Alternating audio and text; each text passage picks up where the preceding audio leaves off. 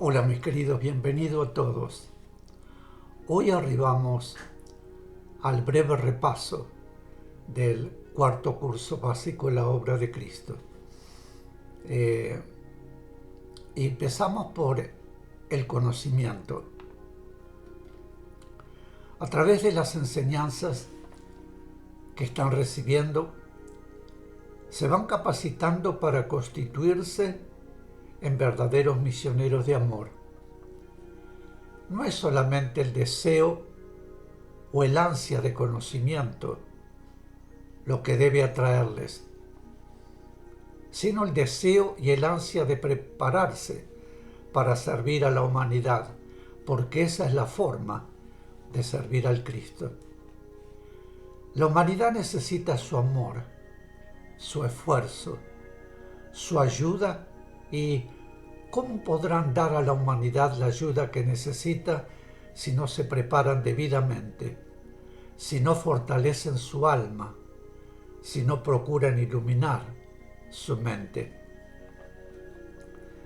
Para poder ayudar a sus hermanos que se encuentran en gravísimo peligro de destrucción, es menester que su alma se temple y que su mente se nutra en la verdad. La verdad, iluminando su mente, les dará las ideas, las palabras y les sugerirá las acciones que deberán realizar para que sus hermanos reconozcan en ustedes una fuerza superior, una fuerza a la cual pueden entregarse sin temor ni desconfianza, en la seguridad de que es una fuerza de bien.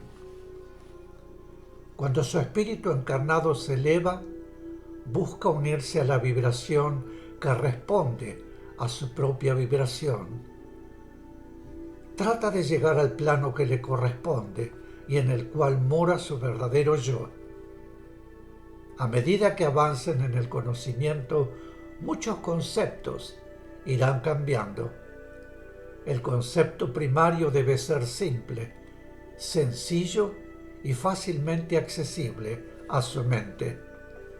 Pero cuando la mente ha absorbido ya conocimiento, ha ido madurando, entonces el conocimiento adquirido en un principio puede ser enfocado desde otro punto y llevado a aspectos diferentes.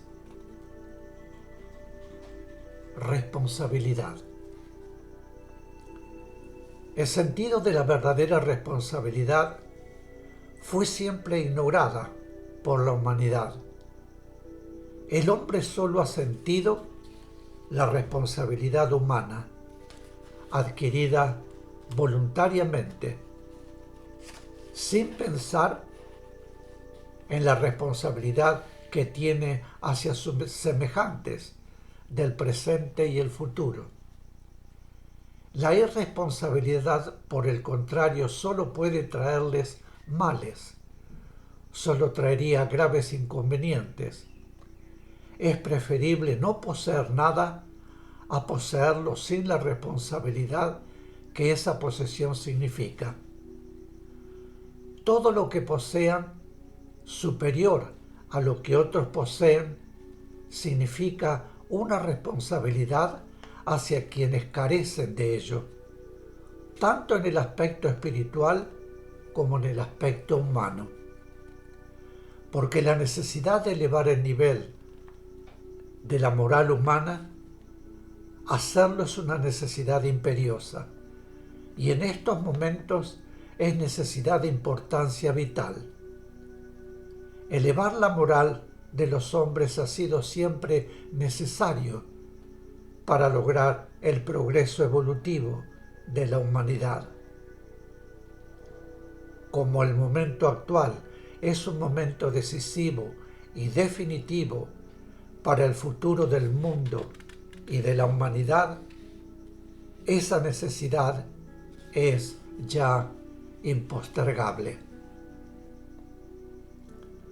Alma. La fuerza de la materia que nos envuelve en este mundo es tal que por milenios ha mantenido nublada la mente del hombre, su alma y su voluntad. El hombre ya comienza a reconocer y a sentirse poseedor de algo, y eso es el alma. Muchas veces se ha escuchado esta palabra alma, y muchas veces se ha empleado para expresar conceptos diferentes. Ahora bien, ¿qué es en realidad el alma? Al formularse esta pregunta, surgen diferentes respuestas. Es decir, aún no existe el modo o conocimiento cómo responder. No se sabría definir claramente lo que realmente es el alma, porque tiene diferentes aspectos y nosotros solo tenemos una sola palabra para definirlas a todas. El mundo está poblado de almas revestidas con cuerpos, y surge de este concepto una pregunta. ¿Cuál es la finalidad de la encarnación de tantas almas en un mundo como el nuestro? Para responder, debemos antes saber qué es el alma. Erróneamente se supone que el alma es el espíritu, pero no es así. El hombre está constituido básicamente por tres aspectos: el aspecto mental, reflejo de su espíritu esencial; el aspecto emocional, reflejo de su alma sutil; y el aspecto físico, continente de los otros dos aspectos y medio de expresión de ambos. Por tanto, el alma y espíritu no son una misma y única cosa, como se suele suponer. Vida. El misterio de la vida no ha sido aún develado. La ciencia trata de encontrar la clave de ese misterio, pero en realidad la ciencia solo podrá encontrar las leyes que reflejan ese misterio. La clave solo sería accesible cuando el hombre decida indagar por el camino del espíritu, porque la vida es espíritu en esencia, espíritu que se manifiesta a nuestro alrededor y en nosotros mismos, adoptando formas que representan los reinos de la naturaleza y el reino humano. El hombre, la planta, el animal, la estrella, la piedra, son la vida, pero la vida en forma. La vida que nosotros podemos captar, que podemos ver. La vida sensible a nuestros sentidos físicos. Pero ¿qué es la vida en su realidad? ¿Qué es en su esencia esa vida manifestada? Escapa a la percepción de nuestros sentidos y también escapa a la investigación científica. La vida es todo lo que tenemos en nosotros mismos y es todo eso que tenemos a nuestro alrededor. La vida tiene forma y no tiene forma. La vida puede ser visible y también ser invisible. Causa real de la necesidad de las encarnaciones sucesivas, la necesidad de evolución y dentro de la necesidad de evolución, una de las leyes máximas del universo, la necesidad de experiencias, sin las cuales los seres no pueden adquirir la sabiduría y el progreso que se necesita. Sabiduría es el producto de las experiencias realizadas a través de los milenios. La sabiduría adquirida permanece ya por siempre en el espíritu y lo guía en la elección del camino a seguir, en las sucesivas experiencias que el espíritu debe ir superando. Karma. El aspecto que cada uno de ustedes manifiesta en lo intelectual carece de importancia. Ante la realidad espiritual de su vida humana, tiene sin embargo una causa que lo ha originado. Así como la salud depende de ustedes mismos o de sus antepasados cuando se trata de definiciones congénitas, en la misma forma, toda deficiencia en el aspecto mental tiene también una causa originada en ustedes mismos, en encarnaciones anteriores. La inteligencia es una expresión de su propio espíritu, pero esa expresión de su espíritu necesita, para poder manifestarse humanamente, elementos físicos, elementos humanos constituidos por su cerebro, centros nerviosos y glándulas internas. La inteligencia que expresa su espíritu puede ser útil y maravillosa.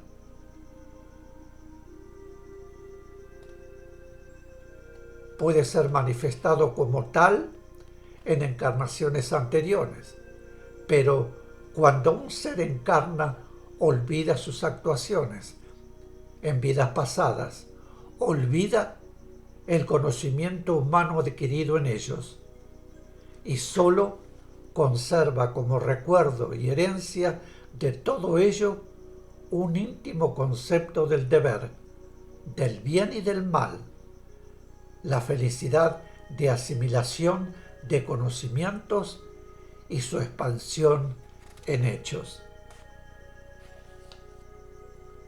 Si un ser vino a la tierra con finalidad de bien común y no cumplió su misión, deberá volver nuevamente a la tierra para responder ante la ley por el mal que hizo, mediante hechos de purificación, y una vez purificado, deberá encarnar nuevamente para realizar lo que no realizó. Toda misión que trae un espíritu o una encarnación es una misión solicitada. Jamás es impuesta y por lo tanto lo que un ser solicita hacer en una determinada vida o en varias vidas debe ser íntegramente realizado. Si no es realizado, si ese ser se desvía de su camino, deberá volver 1 y 100 veces hasta realizar la tarea que prometió realizar. La ley no tiene apuro. El tiempo no existe en el espacio y las vidas deben repetirse una y otra vez, bajo todos los aspectos necesarios, hasta que la obra sea realizada y el ser quede purificado. Ley de causa y efecto. Todo lo que existe es vibración. La diferencia estriba solamente en la calidad y en la frecuencia de cada vibración.